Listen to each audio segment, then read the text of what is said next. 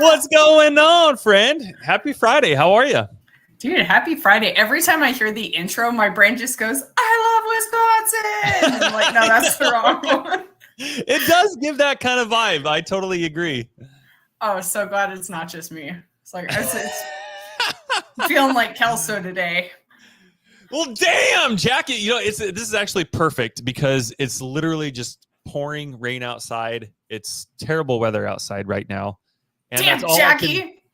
And Jackie, yeah, like everybody, like all the guys are giving their girlfriends their jackets to wear. And like Jackie hits Michael and she's like, well, you know, insinuating, are you going to hand me your jacket? And he's like, well, damn, Jackie, I can't control the weather. Classic, man. It's gold because they're married now. I know. I want to see what their fights are like. The number 2 was terrible. The 90s. Like that 90s show or whatever? I've only watched it literally for Kitty and Red. That's it. Oh, yeah. Naturally. It's it's terrible. I think they just came out with season 2, and I was like, I'm not even going to attempt that. But guys, happy Friday. Thank you guys for being here. Giselle, Sean Clark. What's going on, Sean Clark? I feel like Sean Clark has one. It's one of those names where you could say the full name and it just sounds appropriate. Like Sean Clark. I'm calling Sean Clark. Sean Clark and I are going to get ice cream today. Hey, who are you hanging out with later? I'm doing some stuff with Sean Clark. Yeah, I can see that. Yeah. Well, dang, Sean Clark. All right, awesome. Well, let's get into let's jump into it today. What announcements we got for everybody, Carlin? Per the usual, my favorite thing in the world, we've got book club next week. So we're in between right now. We're working on reading The Compound Effect, which is actually incredibly relevant to what we're talking about today. So today we're kind of going to be deep diving a little bit into mindset because that's my favorite thing in the world. But book club specifically, The Compound Effect talks about how you need to compound smaller habits. And ironically, Sean Clark is the one who recommended the book. So I expect to see you there next week. We meet at 5 p.m. Mountain Standard Time, 7 p.m. Eastern Standard Time. Usually it's about an hour of good fun, good friends. No whiskey or wine, at least not at my house. But if that's what you're into, then we'll sip and book club it. I dig it. I think book club's probably one of the single greatest things that anybody could ever join in on, and really start drastically improving their skills, their abilities, their life, their business, their finances. It is 100% the most underrated way of making money. Like, you go talk to anybody who's not where they want to be right now, and I will freaking ask them, how many books have you read? How many people are you surrounding yourself with that are reading books, that are getting new information? Because if you want something you've never had, then, well, golly gee, you've got to do something you've never done before. Dude, and I don't know how to do that if I don't have new information. It doesn't even have to be like a full book. Like, you don't have to be reading like 700-page books in a week. Like, the coach that we have right now, Jesse, he just says 10 pages a day. That's it. That's been my mantra for the last couple of years. 10 pages a day. 10 pages a day. I read over 60 books last year. I've only got like 14 books left to crush what I did last year. And that's it. It's just 10 books a day. Pages. 10 pages a day. Thank you. I think I said books. We were talking about this with so we started in our mentorship, in our coaching program. We initiated something we call the 5 daily non-negotiables. And it's these 5 daily non-negotiables. You do these over the course of a year and your entire life will freaking change. And one of those 5 things is reading 10 pages a day. Think about how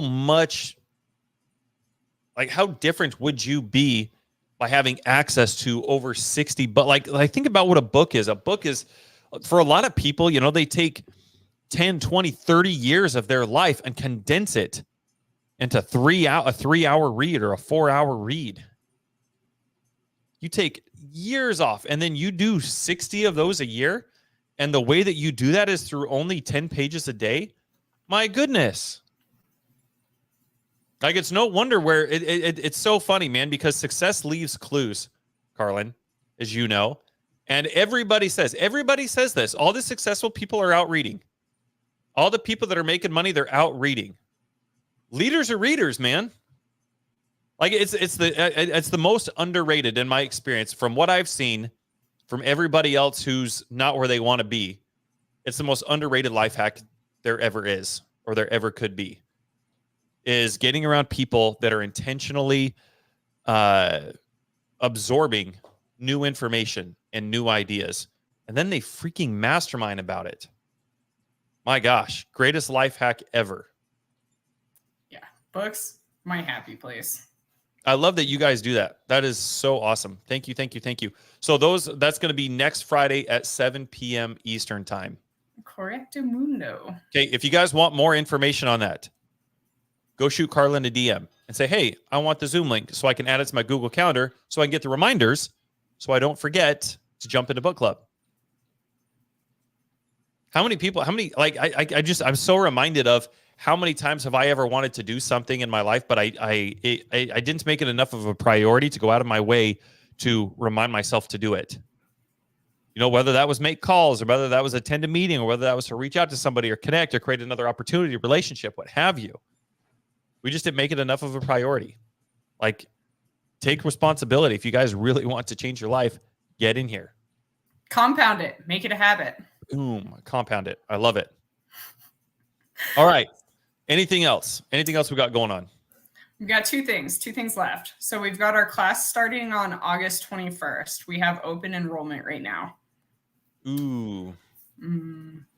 So this is our last live class, by the way. So this is the last chance for anybody who's interested in coming in and joining the mentorship to go through this program in a live setting. So what is that? What is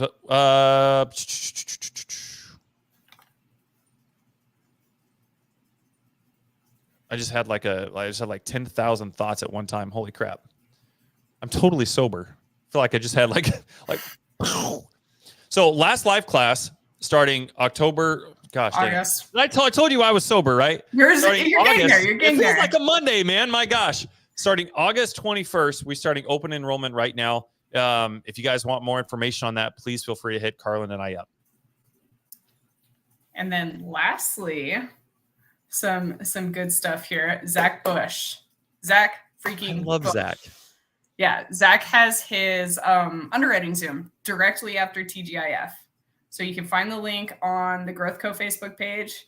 You can send Zach a message. You can send myself, Haley, James, whoever a message. We can get you set up to be in that underwriting Zoom. So if that's a skill that you're trying to develop, you want to work on, that's a good place to be. It's free. He's doing this because he enjoys it. He's doing this because he likes helping people. He's doing this because Zach is a leader. So get into that room, learn, develop your own skills, start your own Zooms, follow that example, but take advantage of the fact that this is an opportunity that you have. I love that. I love that Zach's doing that. Zach, if you're watching, thank you. Thank you for being willing to do that, man. I that's probably the most, I would probably say, man, it's got to be in the top 2 things that most people I talk to struggle with when it comes to having the confidence to move forward in their business or to take down a property, whether they're buying, whether they're wholesaling, is knowing how to underwrite. So if this is something that you guys want to be on, like this, like Zach does this for free for everybody every single Friday at 3 p.m. Eastern time. So immediately following this, make sure you guys reach out to Zach. You guys can get the Zoom registration link and get signed up. I love that he's doing that. And then for everybody who's in our mentorship, we have open office hours following this. So I'm looking forward to seeing you guys there. Yay. So I wanted to talk today, Jesse, about something that's really been weighing on me lately is rising to the occasion, because it's something that continuously has been coming up in conversations I've been having. And I really wanted to touch on that because a lot of people are setting these standards for themselves, but they're not rising to that occasion. They're falling to that standard. So instead of making that shift, instead of making that change to get to where they want to be, they're trying to figure out what's going on in their life when they're very complacent. They're very comfortable with where they're at. And I wanted to talk about why that's a problem. I like it. So I was thinking about this morning. I was sitting at my laptop. I actually took a short little clip of my whole thought process. You can see me going back and forth between things, but I was sitting there, I was thinking, I was like, how can I correlate this? Where is the correlation here? And you know what I thought of was roller coasters. So I went to Universal earlier this year with my family. Mm-hmm. For context, I experienced very, very high levels of vertigo, which means I get dizzy very easily. Like if I turn my head too fast, I can get dizzy. And so I'm standing there. My kids are like super pumped. They're like, we're going to go on these roller coasters. We're going to go on all these rides. And I'm sitting there. I'm like, okay, this is not what I want to do.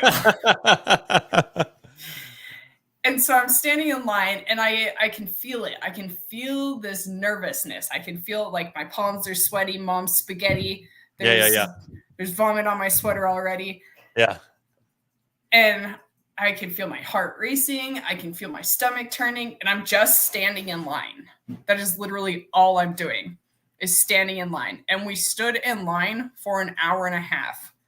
So that is an hour and a half of feeling that fear and that anticipation and that uncomfortableness and that anxiety of like, what if I get dizzy? What if I get sick? What if I fall out of the seat of the roller coaster? And my brain is playing all these what if games. Yeah. And I was just thinking, I was like, how relevant is that to what we do in business? We sit there, we're in fear, we're in line, we're paralyzed, we're anxious, we're sweaty. And so fast forward, after an hour and a half of being all of these nervous feelings, get on the ride, 60 seconds. It's a fast roller coaster. And I got off and I was like, woo, I'm ready to go. I'm going again. And it was interesting to me because as I was sitting here this morning, I was thinking about all of those feelings that I was feeling before the ride. And then I was thinking about all of those feelings directly after. And it's amazing how that experience is so relevant to what we do in business. Mm-hmm. We sit there like getting on a Zoom call when you've never gotten on a Zoom call before, starting a podcast for the first time. You're sitting there, you're sweaty. I remember the first time we started TGIF, I was just like, okay, here we go. And it is literally my favorite part of the week now. Like those feelings, that rush, so good. Yeah. I don't know, man. Have you ever experienced that? Like, have you ever experienced all of those nerves and all of that anticipation? Oh, everything you just said, 100%. Especially when you start making your first calls, you first getting into real estate and you start making your first calls, like your heart's going like a million miles an hour and you're like, man, I don't know what to do or I don't know what to say, but everybody keeps telling me I just got to do it. So I'm just going to do it. And man, talk about a rush. My goodness. I remember the first time I got chewed out, and that was enough to like traumatize me. My heart is like freaking out, and he's going off on me. He's like, of course, because if you've called enough people, then you know what you can resonate with what I'm about to say. When you call them, they think it's the same like company or person that repeats calling. They don't understand that it's all these different people that are calling them. And so the first time I call this person, like he just goes off on me, calling me every name in the book. You guys call and attack myself and my wife and my kids, and like he's going off on me. And man, he tore me up. And I just remember like I took like a week off of real estate that week, and I was like, oh my gosh, talk about a rush, girl.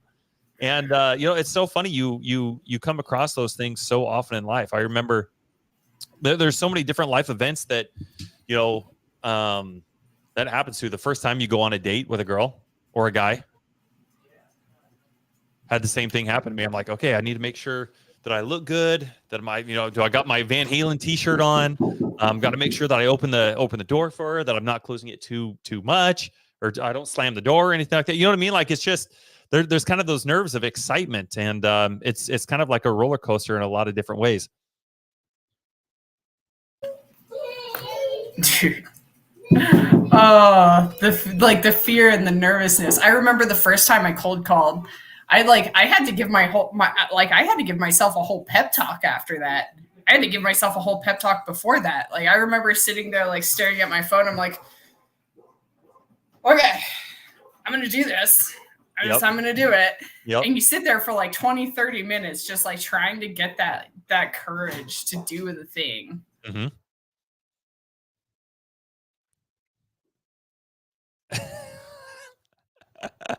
Did you see what he just brought in?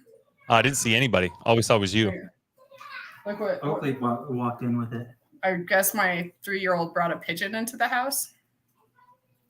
How did you capture a pigeon? I'm gonna put it in the chicken coop. You're gonna put it. I think it's hurt. Oh. I just heard it. Aw, what a sweetheart. I have a pigeon now. Yeah, it's interesting. Just as humans, we're just not designed to push our boundaries. We're not designed to, expand our comfort zone. And as an entrepreneur, we face those daily, sometimes hourly. Minutely. It's a roller coaster, man. It is a roller coaster. One minute you're going down, you got this rush, and you're like, all right, let's go. And then another time, it's the equivalent of standing in line. And a lot of times we paint these pictures and we make them so big in our head beyond what they actually are. And statistically, 85% of the things that we are afraid of happening never actually happen. So interestingly enough, Giselle is actually, I'm going to share a little bit about this. Her and I were having a conversation. I'm reading this book right now called You Got This. Mm-hmm. And it goes really in depth about what you're talking about, like how we inflate these big, scary things in our head and the different parts of the brain that responds to. Why does it do that? Why does it? And it goes in depth about how we have these primal instincts from like thousands of years ago where our brain's like, oh, this is dangerous. I'm going to run. Mm-hmm. But where we're at in the world now, none of this is actually dangerous. It just might hurt our feelings a little bit. Like making that first call, that's not dangerous. You want to run and cry and scream and throw yourself under the blanket and just curl up and stay in fetal position for a month and a half. It's not dangerous, though. It's not going to hurt you. I mean, unless you get a litigator. That's a whole different ballgame. But it's not going to have this huge life-threatening turmoil. It's not like getting chased by a mountain lion. Like, you are not in immediate danger. Right. But that's the way our brain processes it. It's this big problem in our brain. Our brain's like, no, this is dangerous. Run, hide, go. But the thing is, you have to learn how to rationalize those things. Like, okay, I'm going to get on a Zoom. This makes me uncomfortable. Why does this make me uncomfortable? I've never been on a Zoom before. Why have I never been on a Zoom before? This is a new experience. That's not immediate danger. Mm-hmm. That's just being scared of the unknown. You're not getting chased by a lion. You're not getting hunted by a saber-toothed tiger. You're going into a room of people who might know more than you and hopefully do know more than you. That's a good thing. That is a great thing. And it's a really interesting concept that you brought that up. Fear is one of those things it's a really neat thing, having fear. A lot of people use fear as a way of crippling themselves. And the way here metaphorically, here's how I like to think about fear in my head. There are lots of circumstances that obviously trigger fear, and it's a primal instinct in all animals and humans. But fear can also do some really, really amazing things if we're cognizant of those, if we're intentional with utilizing and acknowledging those feelings. If you were asleep in the middle of the night and your fire alarms go off, boom, talk about fear. Right? You're instantly like assuming worst case scenario. You have no time to think. You're probably running. You're grabbing your kids. You're grabbing your spouse, your pets, grabbing what you can and getting out of there. That's a great example of how good things can come out of fear if you leverage it appropriately. But what most people end up doing is the fire alarms go off, and that could be the fire alarms in life, metaphorically speaking, fire alarms in business. And what we end up doing is just going right back to bed. Here's one of those really, really interesting things. And you said something. I'm trying to remember where I was going with that. I was going somewhere with you. You said something about fear, and I was like, man. Giselle said life altering. It's amazing what fear can do. What fear can do for you. It's a great indicator that you have officially pushed the ceiling of your comfort zone. A lot of people, having not done the thing before, they think that them doing the thing anyway. Like here's a good example. I've heard a lot of people say that, oh, I don't want to make cold calls and cold call sellers because I'm not an investor. I haven't done a deal yet. And that fear and maybe even a little bit of imposter syndrome keeps them from doing it. But what's really cool, the way that I like to think about it is if you exercise, let's go back to the example I was using. Fire alarms go off. You're scared, but you execute anyway. You've never been involved in a house fire before, but you not feeling like you have the courage to do something, so you fake it and you do it anyway. You exercise courage anyway, despite never having been in that situation before. Does that make you an imposter? Did you fake courage, or is that actually what courage is? Isn't that what being an entrepreneur is? Taking things that you've never done before, pushing the limits, discovering yourself, regardless of whether or not you've purchased a property or purchased a business before. Isn't that act what an entrepreneur is? So by you doing that, doesn't that make you an entrepreneur?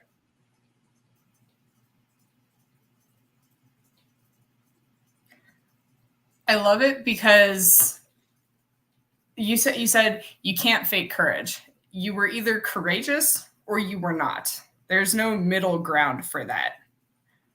There's simply by moving forward an inch, you have now started moving in the direction, which is in turn courageous.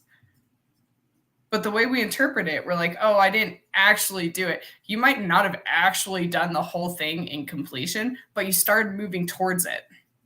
You started that momentum, which meant you took that step. It's like learning how to ride a bike. Just by getting on the bike, you have now started learning how to ride. You might not be pedaling yet. Maybe you're not ready to start pedaling yet. Simply by getting on the bike, you have now taken that step in courage to actually move forward with learning how to develop that skill. It's a cool thing. What does that do for your standards when you push those boundaries, Carlin? Because you always hear you don't rise to your goals. Everybody can set these big goals. Everybody wants to do these really, really big things.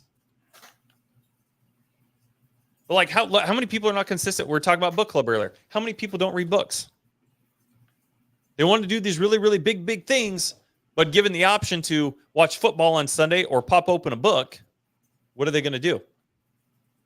They got things that need to get done in their business, but they could sleep in and not do it because it sounds better than waking up early.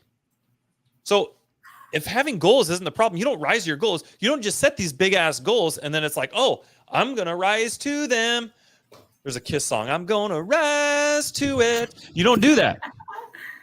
So if you don't rise to your standard or you rise to your goals, what you fall on, what you continue writing is your standards. And until you increase those standards, nothing's going to change. Look at the life that you have right now. Look, everybody's listening to this, and everybody listens to this in the future. Look at the life that you have right now. Look at the income that you have. Look at the relationships that you have.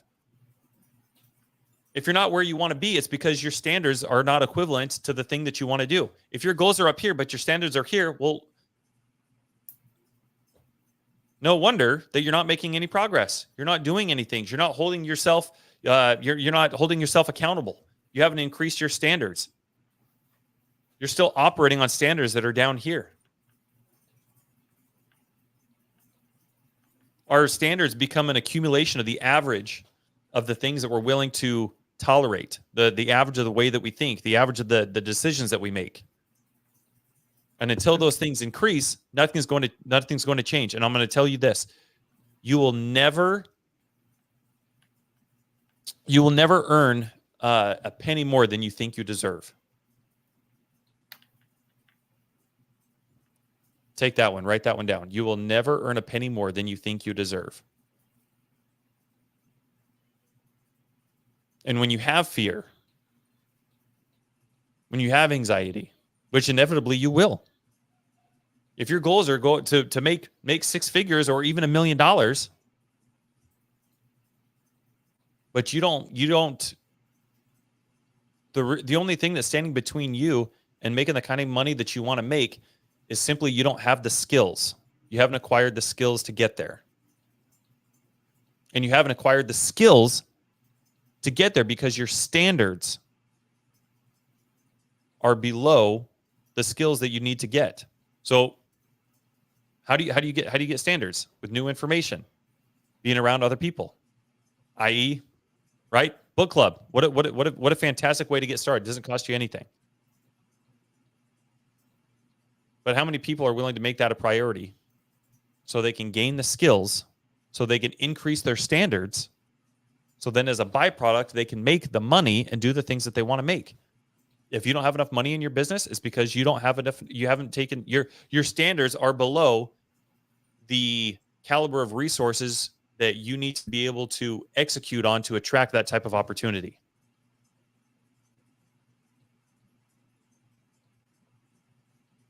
So it's so important to understand where your limits are, where your threshold is, so that you can increase that ceiling, you can push that. I mean, Carlin, talk about. I mean, you mentioned the first time that you jumped on a podcast, or what about the first time you turned on your camera? Ooh. You're sitting there like, oh, okay. Okay. Like, it's scary, but that's the thing, is it's thrilling. Like, once you understand the things that you're scared of aren't an immediate threat to your life, which is ultimately, again, what it comes back to. That's the primal part of your brain. And when you start understanding that these things aren't life-threatening, they become fun. Like getting on the roller coaster, yeah, I was a little bit nervous that I was going to end up puking on the person behind me. That was a fear. But you also have to balance with the logic side of things. Like, I've been on roller coasters before. I wasn't scared then. Why am I scared now? What changed from that point to this point that I have developed this fear? Like, you got to pull the logic out of these situations, because when we're scared and we're in this moment of fear, we're not thinking logically. There's absolutely no logic. When you're sitting there staring at the phone, wondering if you can make that first cold call, what is life-threatening about that? Why are you scared? Are you scared that the person's going to say no? Are you scared that they're going to say something mean? They're going to say something mean. And after a certain point, why would that affect you? Why would you let something that someone says to you that you've never met in your entire life, why would that affect you? They don't know you. They're not going to hurt you. They're not going to take the time out of their day to call you. Well, actually, they might call you back. Why is that scary? These things don't threaten our lives. So taking that bit of fear and pushing that out of your comfort zone, that's a good thing to do. Learning how to push yourself out of that circle, that expands your standards. That expands the level that you're going to operate at.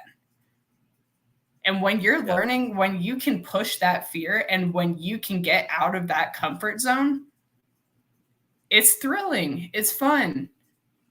You find ways that you find enjoyment. I want to go ziplining. I'm scared of ziplining. I've never done it before, but I can tell you that the videos look fun. I'll probably be really scared at first, but I bet you I'll end up doing it again. Why? Because it's not an immediate danger. We have safety cautions. We have ways to make sure that we're protected. And when we understand that these are the things that happen, it becomes a lot less of, oh, this might hurt me, and becomes a lot more of, why is this something that my body is responding to this way? We have to be able to push ourselves out of that little bubble of fear, because you might find that you like cold calling. You might find that you like being on podcasts. You might like zip lines. You might like roller coasters. You might really like riding bikes. But you will never, ever, ever know if you are not okay with being uncomfortable for a little bit. It won't be uncomfortable forever. It's only uncomfortable the first couple times you do it. And that is a good freaking thing. You know, I had something interesting happen to me this morning. I went to bed. I went to bed last night at 8 p.m. And my I just woke up, like my mind just started racing. I woke up at around 1:30, and I could not go back to bed. Like I was just so excited for just life and the things that we have going on. And I was reminded of when I was a little kid. And you know, you and I have talked about this before. Like I equate this feeling to when I was getting ready to go on a field trip. Like if I knew, like when I got off the bus and I get home from school for the day, and I know that the next day I've got a field trip lined up, like my entire day is like that. It's that little bit from the time that I finish school and until I leave the next morning to go on that field trip is just, I'm on cloud 9, man. Nothing can take me down. I'm so excited for what's going to happen. I get to go pick which band t-shirt that I'm going to wear, which shoes am I going to wear. I got to go get my mix CDs out. I got to get my Discman. Got to get the headphone jack so my friend can listen to my NSYNC and Britney Spears albums with me. Man, it was such a good time. And I was like, man, this is where you get to put the relationship with the girlfriend a little bit further ahead too, you know? When you're in 4th and 5th grade, man, and you're going on field trips and you got the White Stripes CD or you got Linkin Park CD, dude, woo! What a great time, man, to push the relationship forward, man, with the girlfriend. So that feeling that you get of excitement that next morning is something I got to experience again, and frequently get to experience that. So my day started at 1:30 this morning, and I've been up ever since. And I had that feeling. I was like, my goodness, like to see where I was even just a few years ago. I was scared. I was in the military, and I had all these benefits. I had a secure job. Just everything was going. All I had to do was just show up to work every day, continue doing what I had done for almost 15 years, and everything would have been fine. But by golly gee, I knew that there was something more that I could be doing. And I was excited and extremely nervous to push that boundary. It was like a roller coaster ride. It was quite literally the equivalent of standing in line and just wanting to throw up as you watch everybody else go on this roller coaster, and then you're slowly bumping up, in line. And then, like you said, as soon as you take that leap, as soon as you take a bet on yourself and you're like, you know what, I'm going to find a way to make this happen. I've heard people use this analogy before. It's I don't know if extreme is the right word, but extremely relevant for sure. And I'll share that with you. Have you ever heard a crackhead say, hey, I'm not going to smoke today? No. They always find a way. Oh, I live in New Mexico. I promise. They always find a way. Are you gonna let a crackhead out hustle you today? Like that's how I think. Like you get a lot of people that say they want it, but the fear, anxiety, fear of the unknown, those things just keep them in there, and they keep them from making forward progress. And in most instances, yeah, a crackhead is out hustles most entrepreneurs for sure. They don't have. It's really interesting. It's kind of it's definitely an interesting correlation between the two. But in a lot of ways, people that are in that position, like the words they can't isn't even in their vocabulary. Like they find a way to make it happen. And I'm just so excited because I got to experience that again, today. We have these goals. That's part of being an entrepreneur. You have these goals, you have these things that you want to accomplish, and nothing's guaranteed except your ability to wake up and to hustle and to be enthusiastic about it and to go serve and provide value and be willing to be uncomfortable and be willing to turn your camera on. And despite the fact that you, might say the wrong thing, or you might, say the wrong day, or you might tell somebody to read 10 books a day instead of 10 pages a day, despite all those things, like what's the good that's going to come from that? Like what's the impact you're going to have? So I challenge all of you guys, as you guys are listening to this here today, like think about what is the thing that's keeping you from moving forward and giving you the ability to increase your standards so that you can become a person of resource. And when you become more resourceful, you attract the opportunities and things that you're around, and you have to push those boundaries. So I'm really grateful for you and for everybody else, for everybody, all of our clients that are doing our 5 daily non-negotiables with us. It's certainly pushing the boundaries for a lot of individuals, and it's neat to see the progress and the things that people are doing as a result of that, because it increases your standards. It increases the things you're willing to tolerate and the people you're willing to be around.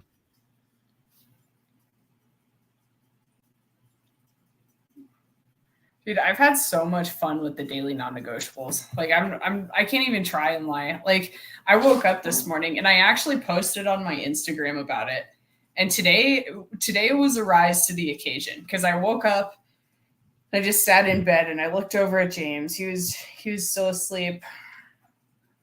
Got up, grudgingly got up. I was like, okay. I got my sweats on. I got my tank top on. Got my dog ready, and I walked out the door. And as soon as my foot got out the door, I was just like, "Yeah, it's time to go!" Like, and it was great because I got up to the top.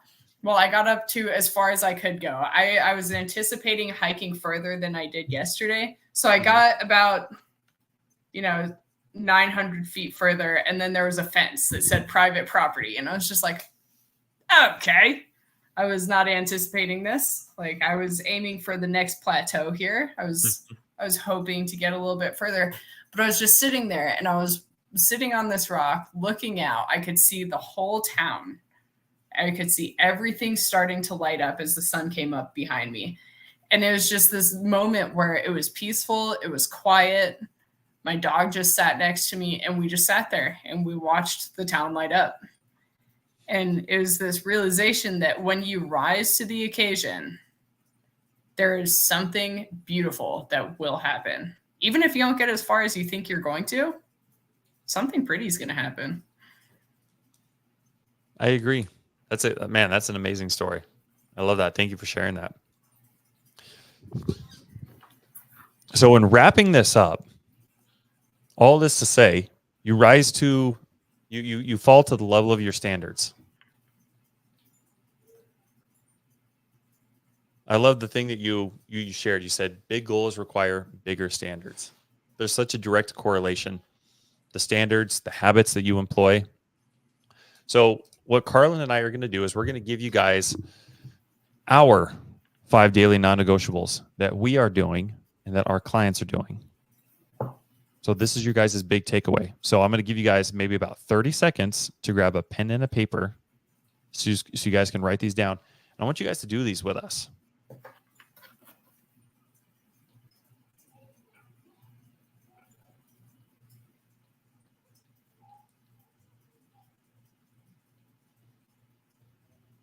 Okay, number one.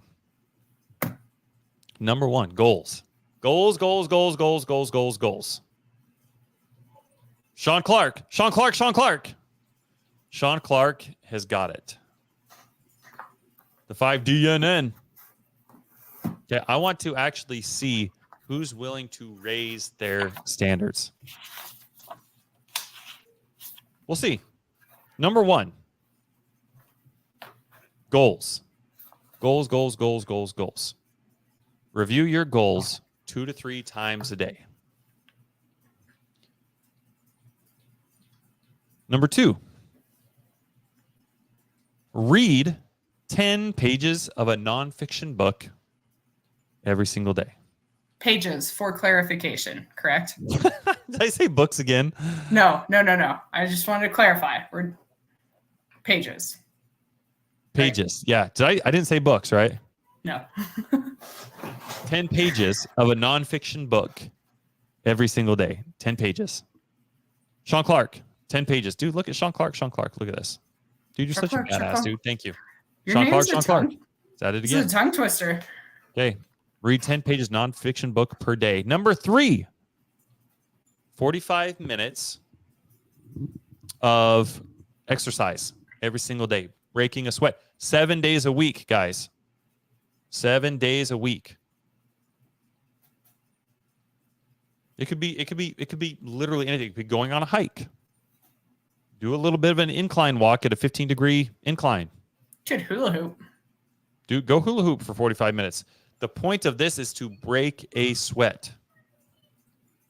There's such a direct correlation between why successful people are going to the gym and they stay fit. Like it's not just to stay fit. It's because when you exercise the body, when you tire the body, you feed the mind, you free the mind.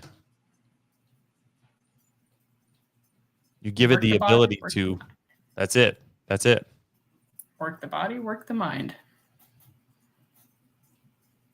45 minutes of exercise a day. That threw me off for a second. But yeah, number 3. Got it. Number 4. Post 3 times a day. This whole thing is all about expanding your network. Post 3 times a day. People can't do business if they don't know that you do business. And number 5 is really simple.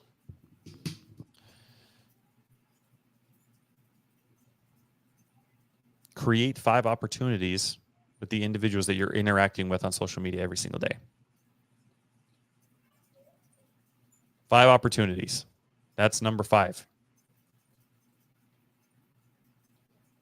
We're doing these with our clients. We're doing this with our team. It has been phenomenal. It has been absolutely amazing. You guys do this over the course of a year. You do this for 365 days. I mean, just that's the thing is compound interest is what we're generating here. Like these things compound. That's how you get through 60 books worth of information. I mean, think of how many years 60 books gives you. 60 books worth of information. Think of how many freaking years you get to save. I mean, thousands of years worth of information condensed that you get to feed your mind and ideas, things that people are doing, ways of leading, ways of implementing different systems of processes, things into your business. My goodness. Think of where your body is going to be. When you start seeing your goals, if you think $100,000 a month is a lot of money, it's just simply because it's not something that you have been obsessing about. It's not something that you have reviewed 2 or 3 times a day. It's not something that you've said out loud to anybody enough. You're not being around the right people. Like there are so many byproducts, like the byproduct of doing all of these things are so far beyond simply just doing them. Like you will be transformed in a way that you won't even recognize yourself. I mean, you create 5 new intentional opportunities with people every single day, times that by 365. I think most people they drastically overestimate what they can do in the short term. They think that 30 days into real estate, they should own a Lamborghini and know how to make $1 million. 1, 2, 3 Lamborghini, as Carlin likes to say. That's not the case. But gosh, can you see how even doing something as simple as this, can you see where your life would be transformed in a year from now? If you're willing to take it on, if you guys are willing to do this, when you guys go do your social media stuff, tag Carlin and I in it. I'm curious. I want to see who all is willing to actually go in on this with us. 7 days a week. 7 days a week, guys. Love that. All right. All of these are meant to increase your standards. If you want to have big goals, you got to have big standards. This is where this starts. And what's really cool is as you guys continue to hold yourself to these standards, that's where you like, if you have a team or if you are building one, you don't just all of a sudden just start holding people accountable. You don't just all of a sudden just increase the standards in the business simply just because you want to. Your standards have to increase. You have to learn about yourself first so that you can help the business standards increase. So that's where this all starts. This is all directly correlated. Like I said, there are so many things that you're going to discover about yourself and your business simply as a byproduct of taking on these 5 daily non-negotiables. With that said, Carlin, anything else? No, I'm excited to see everyone posting though. Love it. I'm excited too. Okay, if you guys need help with underwriting, Zach Bush will be starting that in T-minus 11 minutes, 10 and a half minutes. Make sure you guys get there. Hit Zach Bush up if you guys need help with underwriting. If you guys are in the Growth Co., we have open office hours going on in 10 minutes. So with that said, we will see you guys there. Hope you guys have an awesome rest of your Friday. Thank you guys for being here. Hope have a great weekend. Bye.